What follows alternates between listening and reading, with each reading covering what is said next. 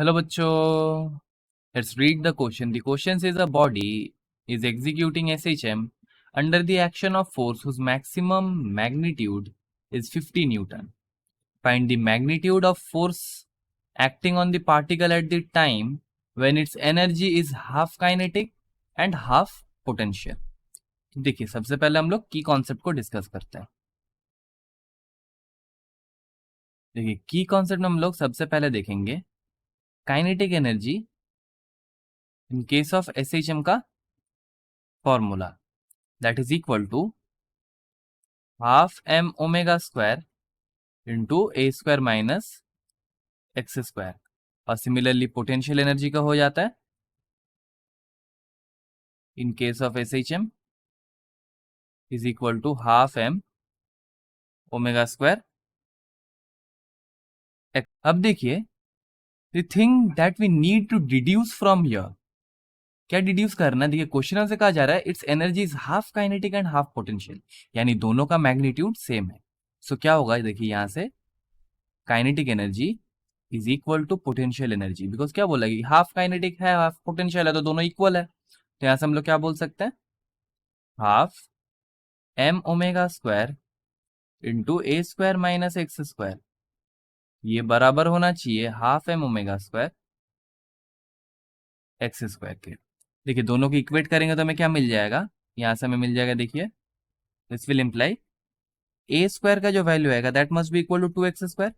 ये सॉल्व करने के बाद, बिकॉज देखिए, ये तरफ से हम लोग हाफ कैंसिल आउट कर सकते हैं, m कैंसिल आउट कर सकते हैं, और ओमेगा स्क्वायर भी कैंसिल आउट कर सकते हैं दोनों तरफ से.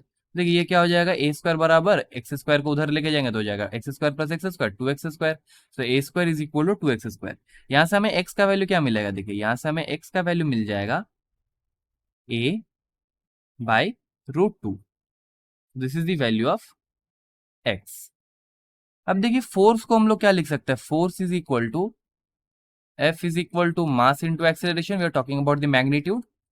और देखिए, एक्सेलरेशन का वैल्यू क्या होता है? Acceleration in case of SHM is equal to omega square x. तो F इज इक्वल टू हो जाता है m a के जगह omega square into x. So this is the value of the force.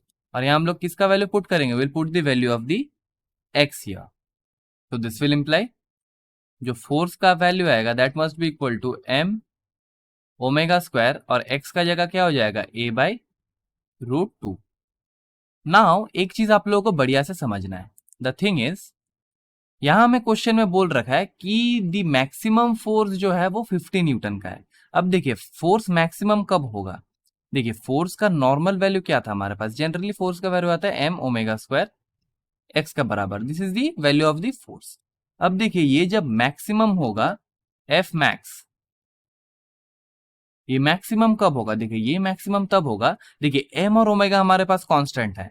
So m omega square तो constant है. ये maximum तब हो सकता है जब हमारे पास x का वैल्यू मैक्सिमम होगा. अब देखिए, ये x का वैल्यू मैक्सिमम कब हो सकता है? x is the displacement. ये मैक्सिमम तभी हो सकता है जब ये एम्पलीट्यूड का वैल्यू ले. तो यहां से हम लोग क्या बोल सकते हैं कि f का जो मैक्सिमम वैल्यू आएगा that will be equals to m omega square a के बराबर. This is the value of the maximum force, जो कि हमें गिवन है is equal to 50 newton. That is not our concern.